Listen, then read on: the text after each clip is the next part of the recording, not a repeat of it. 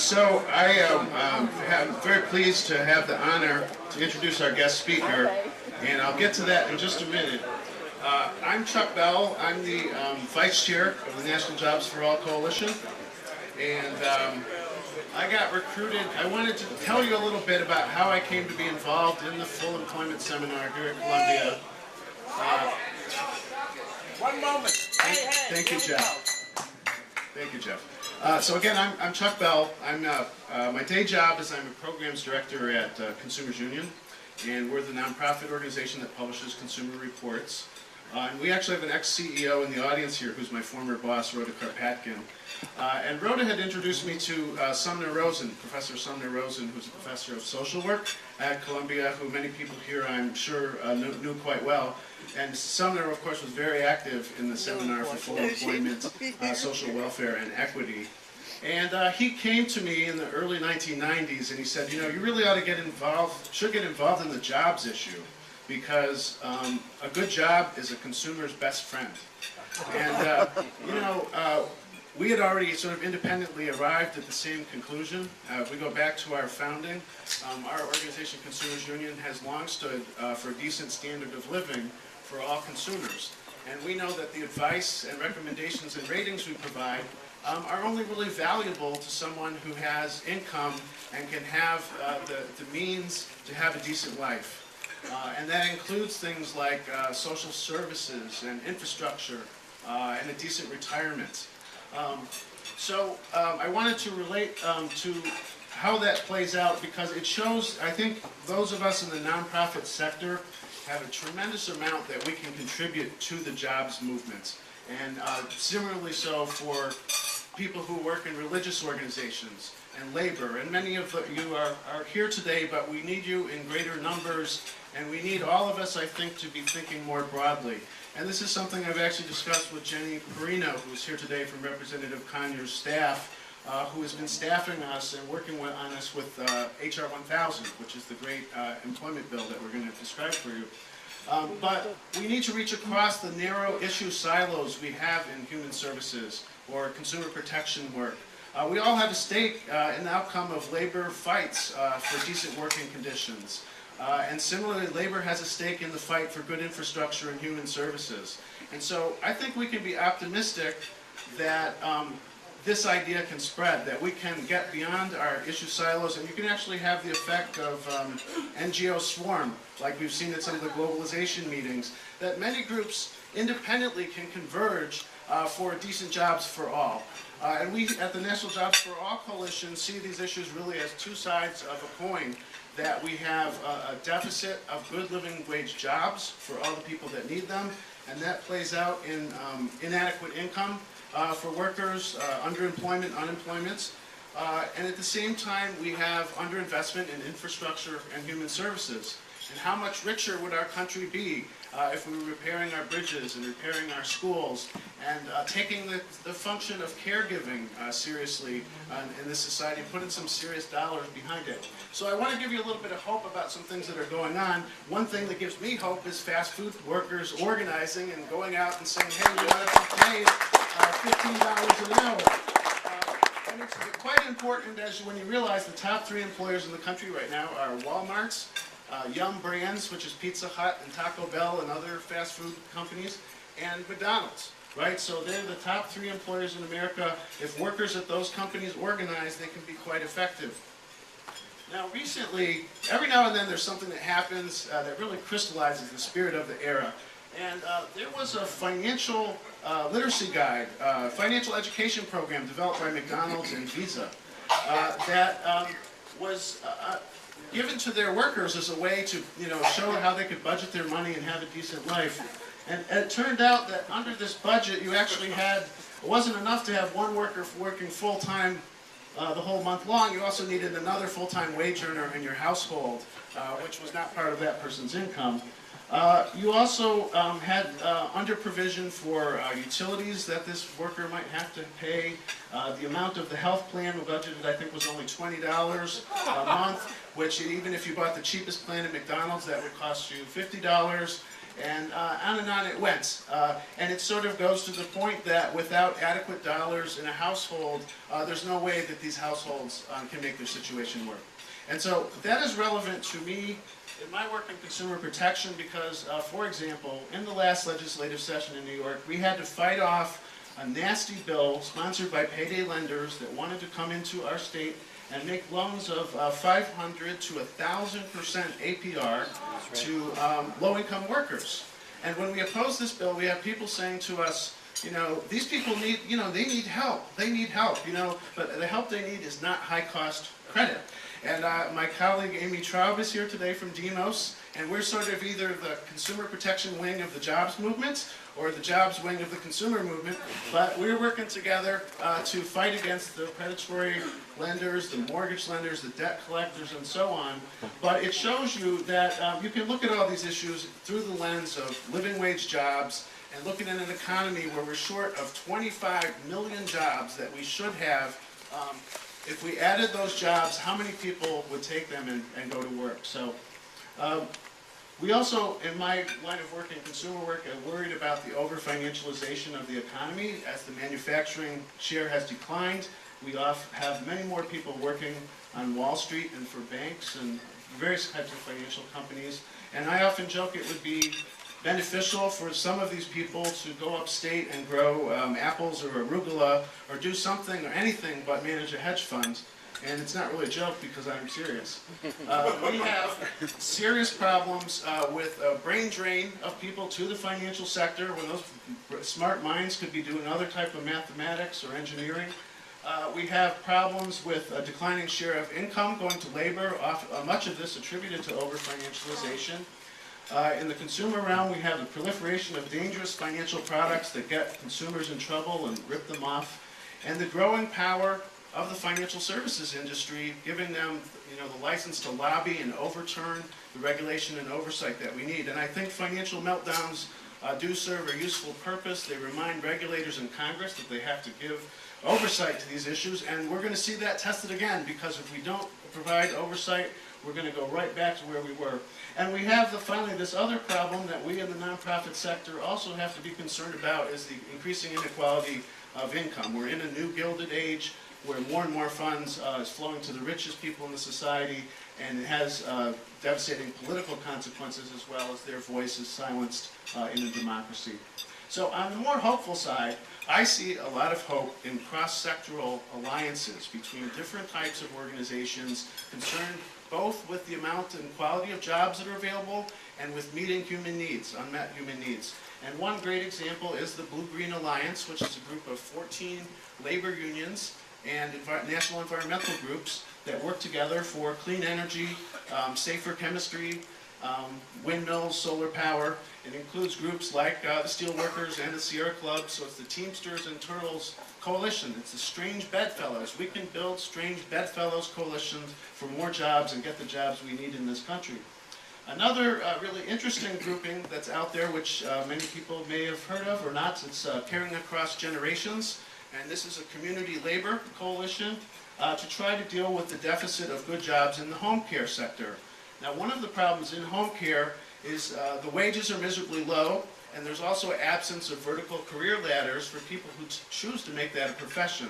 So this, and also we have an aging population, a majority of white aging people actually that will be served by an increasingly immigrant and diverse workforce, people of color.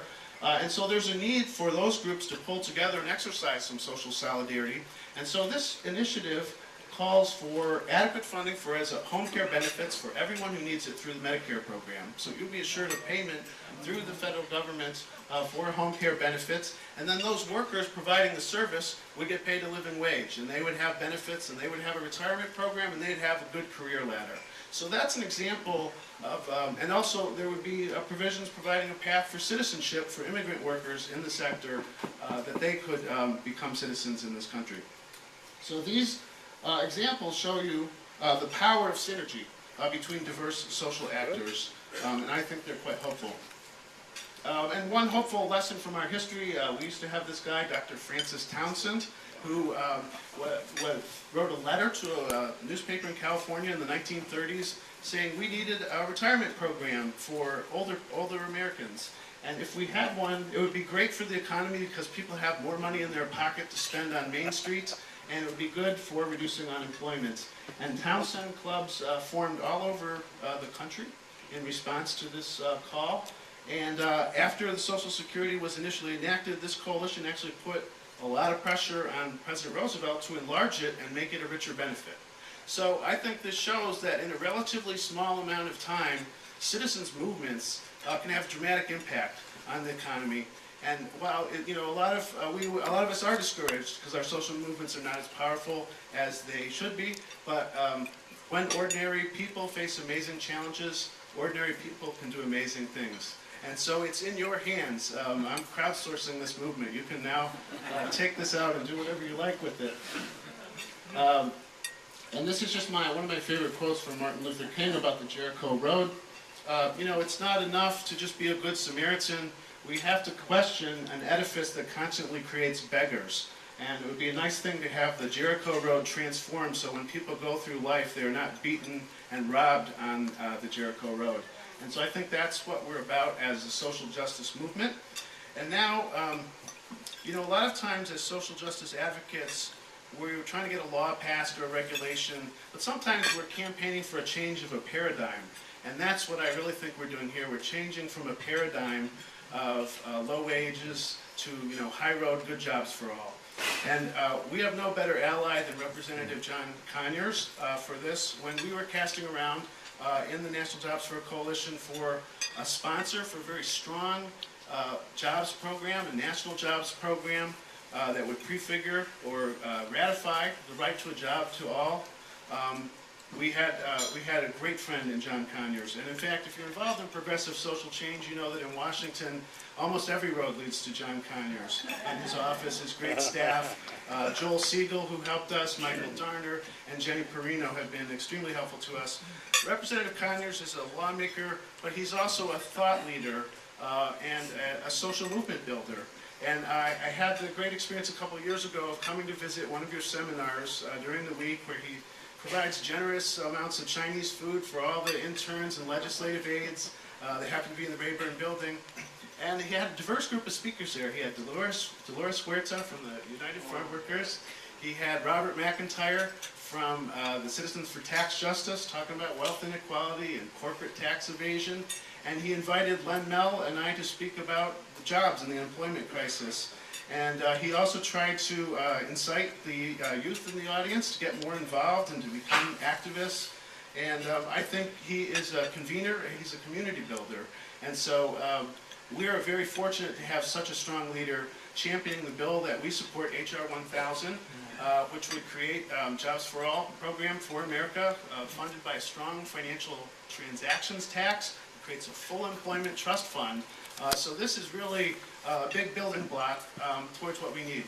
Representative Conyers is the second most senior member in the House of Representatives right now. He's been serving since 1965, representing the 14th Congressional District in Michigan.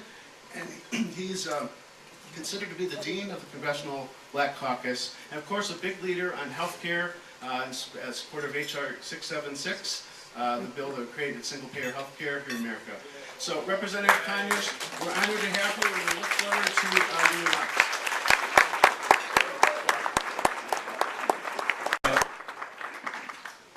The reason I am in the activities that have been put before you is because Martin Luther King Jr. is my hero.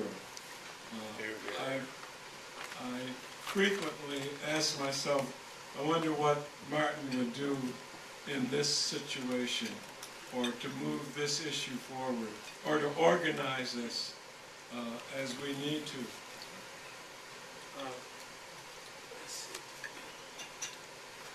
And it's in that spirit that I am so proud of you for coming together as you are. I'd like to try to start a movement, and Bob's sister from Detroit is over here with me. There he is. He gets around. We'd like to try to set up a chapter in Detroit, Brother Bill. bringing in people like yourselves, and we network. Because it's only until we organize that we really get the power going that can really change things. But it does start off from meeting and thinking and talking together, and that's what we're doing here, and that's what's so important. I thank Helen Ginsberg, Trudy Goldberg, Sheila Collins, for helping us get all of this together. I believe that this seminar on full employment and social welfare and equity is of utmost importance. And we always need new ideas, and I'm here to just share a few of them with you for a few minutes. And we'd also like to be able to get the website from this, to show a link to our website so that people can hear and see this in the hundreds and hundreds of thousands who aren't here today but share our views and aspirations. In other words, it's organize and motivate, and I think we can still change a system and really make it much more functional than it is. Now, I start off with the fact that good paying jobs must be viewed as a human right. And, you know, President Roosevelt started that with his Economic Bill of Rights. He suggested that there be an economic Bill of Rights that would guarantee employment with a living wage, freedom from unfair competition and monopolies, and of course with housing, medical care, education, and social security. So this is very important in terms of what we have to do, to the extent that employment is one of the most important mechanisms for the allocation of individual purchasing power. The right to employment may be seen as the critical foundation of economic democracy. We've got to assure every citizen that we can, that they can work at the height of their skill and ability. And I think the government has the obligation to create a full employment society. It starts off with all of us saying full employment should be at the top of our domestic agenda. And we're not going to wait for the private sector to do that. They don't meet and agree on these kind of things. We've got to do it and get our government to back us up so that it can happen. And that's why I'm here. I represent the Congressional Black Caucus. I work with in the Congress, 43 members.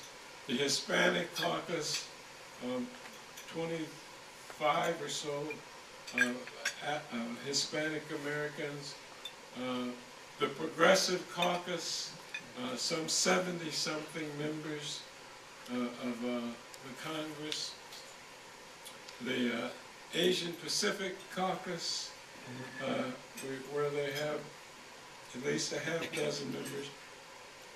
And what all of us are working for is to try to redistribute the power and direction of this country and its system.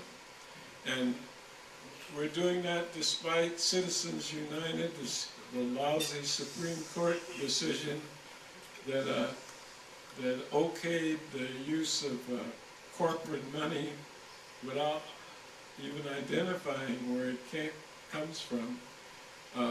But we've got to get more and more people to realize that this one day on election day, every year almost, we've got to participate. because the people that get elected, if we don't get out and get our brothers and sisters out, are going to make us really sorry that we didn't get more people out. And the most obvious recognition is of the fact that there are way more of us than there are of them. They got way more money than we do, but we've got more people than they have. And it's a matter of them, of everybody understanding that this is a power that we have and that we should use much more.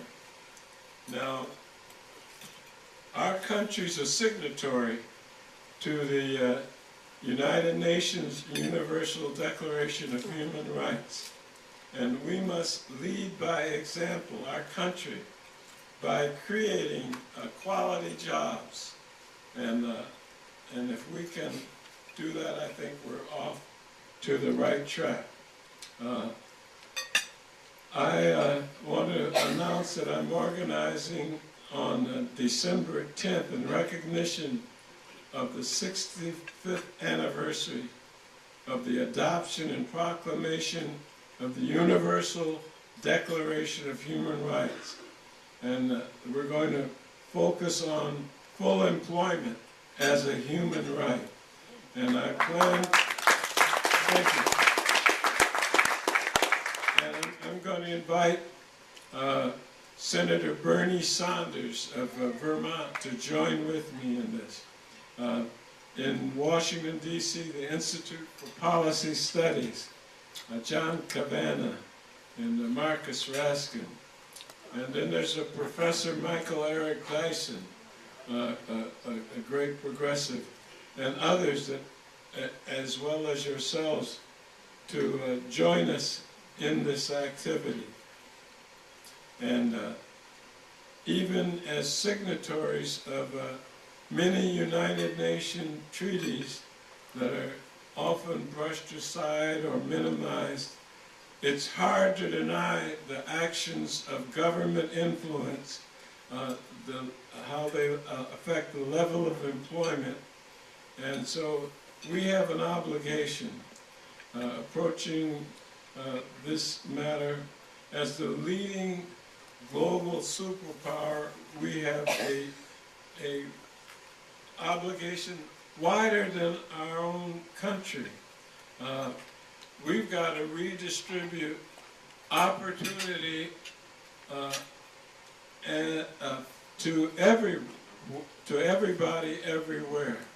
And so I've heard some thoughts about someone every now and then makes an observation that these are global issues as well as national and local issues here in our country.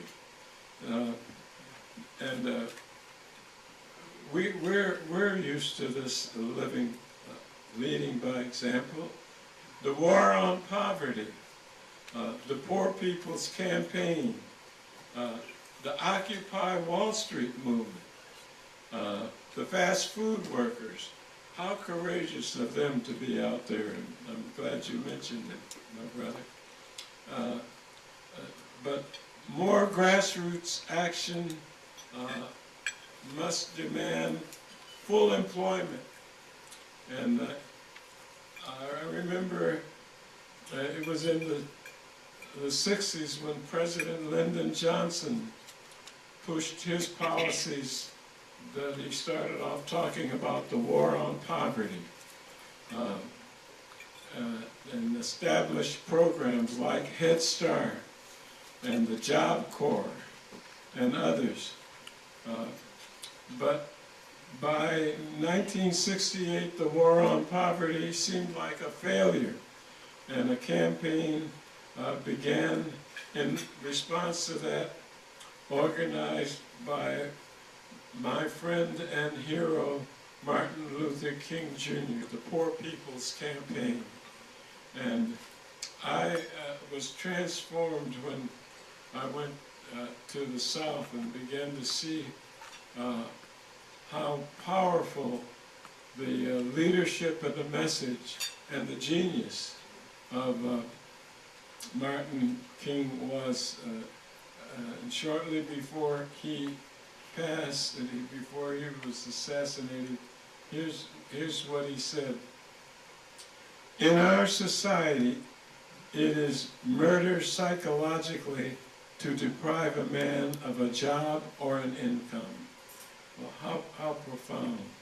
And that recognition drove him to organize the campaign to again demand an economic Bill of Rights. And on May 21st, 1968, with Jesse Jackson, whom I had the personal privilege of hooking them together. Thousands of people, poor people, set up a shanty town in Washington, D.C. at the National Mall for 6 weeks, and all the while held civil disobedience actions and marches, meeting with members of Congress, and no economic Bill of Rights was passed, but I can't help but compare those similarities between those efforts and the modern day parallel of the Occupy Wall Street movement, who I admired so much when they were active. I just want to make a couple of other points.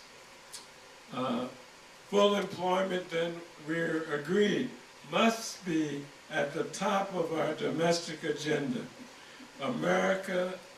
Americans overwhelmingly want jobs, and the government has an obligation to prevent it, to help us accomplish it. Let's make it happen. And American federal jobs programs are proven historic success. We've had anti-poverty campaigns. The disparity between wealth and poverty is growing. The rich are getting richer, the poor are getting more numerous, and it's going to be up to the likes of us, not just here in New York, but across the country, to help turn this thing around. The average CEO makes 273 times more than the average employee in the United States of America. That's a shame. It's a disgrace. And I'm here to help you change that.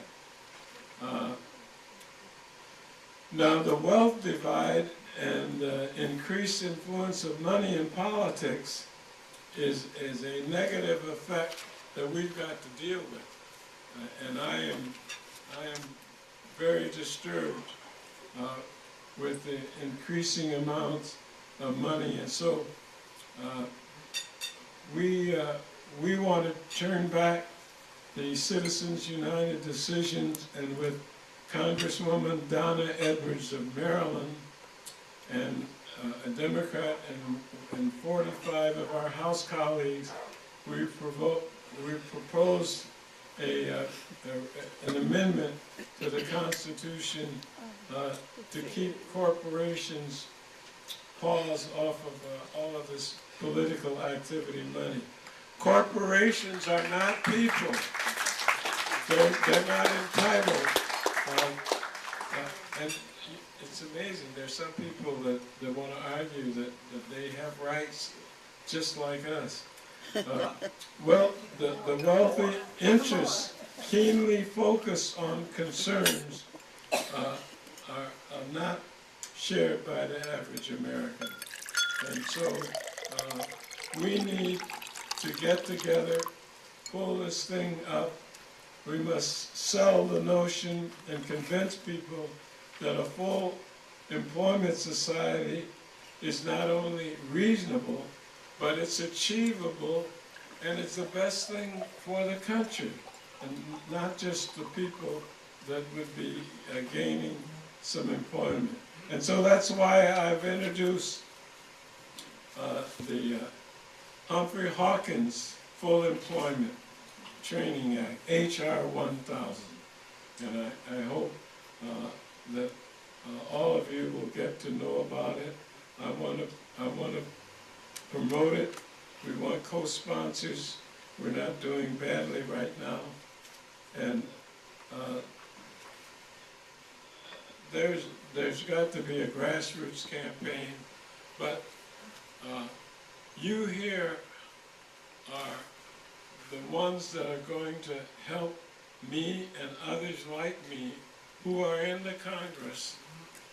And we want to all get to know each other, work together, put this thing together as well as we can. And remember, the struggle goes on. There are way more of us, and we can win it. I think we will win it, and I'm in it to help you win it as well. Thank you very much.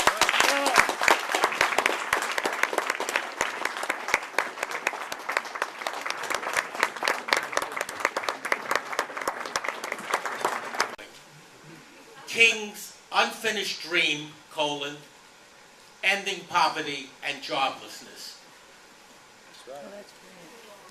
King unfinished dream, ending poverty and joblessness. Yes. All in favor say aye. Aye. All opposed? The ayes have it. So ordered. Thank you. Congressman, I first want to thank you for your leadership over the years. I've been involved in many organizations, and you were always responsive. I think to be valued. I wonder if this is a little, not off the subject, but since we have you here, would you share your thoughts with us about the impact on the goals we have here of the recent Republican meltdown in Congress? Well, to summarize quickly, I have never seen a group of conservatives, and you know, there were Tea Party members in the Conservative Party before there was a Tea Party. So it's not like this all just happened just recently, who are so bent on self-destruction.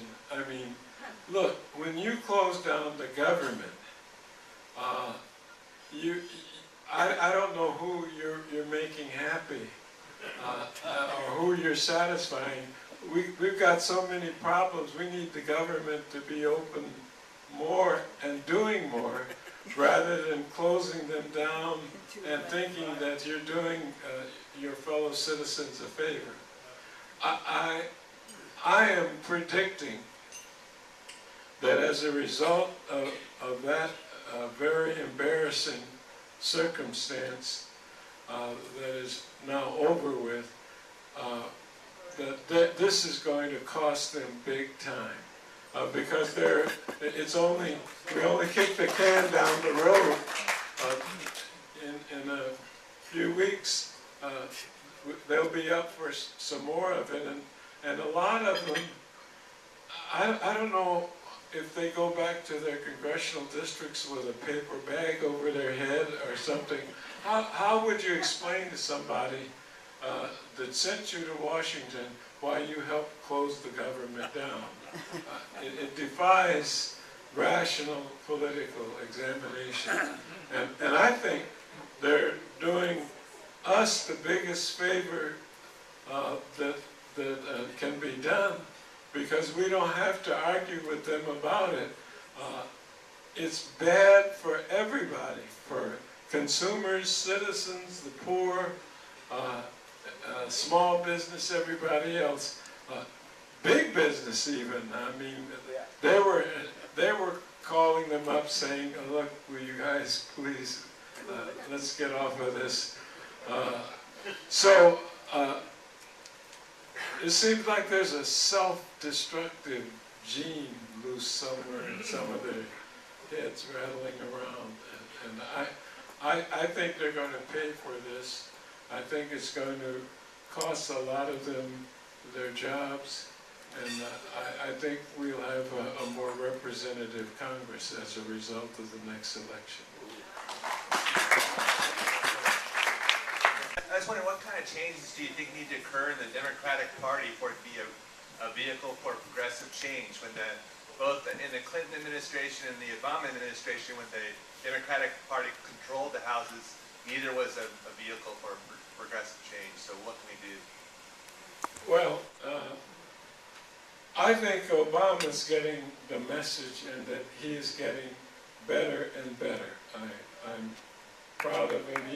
He hadn't come, he's not a progressive in the sense that I am, but I think that he understands that his legacy is going to turn on how much he took us away from the Bush administration that he inherited. Remember, they left him with a bill for the war in Iraq that they'd never put a dime up for, and he's trying to get out from under that. But the answer is, we've got to have people continue, like you, to have faith in the fact that we can organize and change the political party and make it conform more to the progressive mode than to the moderate or moderate conservative wing. We've got to increase our numbers and become as active as we can. Conyers, it's a real pleasure to be in the same room with you. It's been about 45 years or so since I last had that pleasure when I was a student in college. You mentioned the bill for the war in Iraq, and I wonder if you could comment a little further on that in terms of how is it possible that we still have this vast military war machine, and how does that relate to the kinds of jobs that we need to create in this country? Thank you. Well, one of the quick ways to create jobs is to start a war. That gets everything going, and sometimes people don't recognize that we're talking about creating jobs and closing down the wars. We don't need a Pentagon as large as the one we have. We don't need to spend these hundreds of billions of dollars, and we're in no major conflict. Thanks to Obama, we're closing down Afghanistan, and the sooner the better. And we've got to stay out of this intervening in other people's differences as if we are coming in to save the day.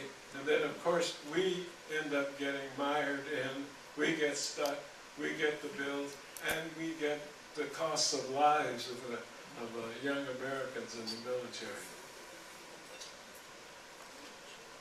For the benefit of those who haven't read the bill, I wonder if you would say a bit more about the details.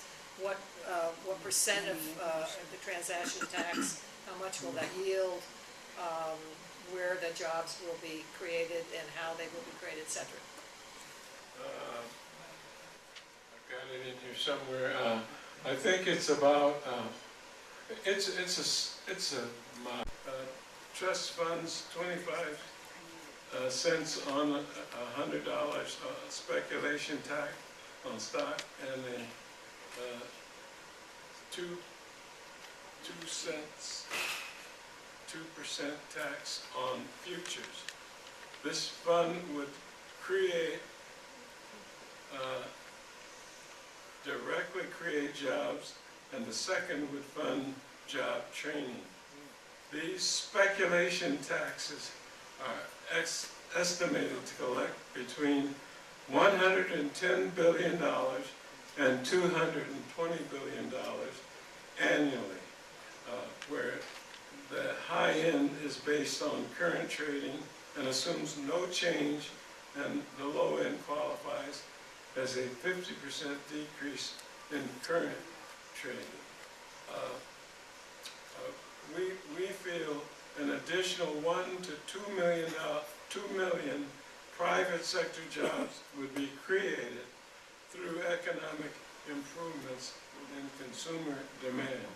So HR 1000, and I call it sentimentally the Humphrey Hawkins Full Employment and Training Act. And it's a good deal, and it gets us off in the right direction. There are other ways it can be done, but this is the way that I propose, and it's being very well received in the progressive communities across the country. That the administration is proposing in the Trans-Pacific Partnership, which is described as NAFTA on steroids. And, you know, it destroys a lot of benefits that countries have been able to enact to protect working people and the general population. But I understand that about 600 corporate people, Halliburton, Monsanto, have seen the bill, but people in Congress have not seen it. And the public has not, doesn't know much about it. Well, look, to me, it's a free trade bill, and I've never seen a free trade bill that I like. So I don't even have to wait to get it or examine it or have my research people pull it up for me. You know, what we need to get to a full employment society is to create good, strong work opportunities for everybody in this country. And the more we think about that, instead of trying to do some NAFTA-style commercial activity, the better off we'll be. And I want to thank everybody here. This is so important. What you're meeting and discussing, and the messages you're taking back to organizations and communities all over this country is of critical importance. I'm so proud to tell all of my friends from New York, Jerry Nadler and Yvette Clark and others, that that I was here and I was with you, and I want them to